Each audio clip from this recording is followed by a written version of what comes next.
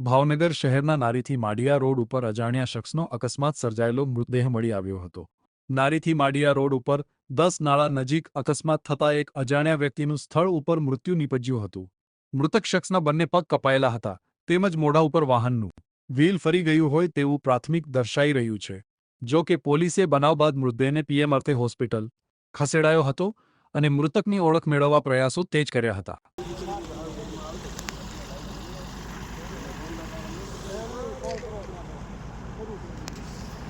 એ બાજુ મને રહેવા દે।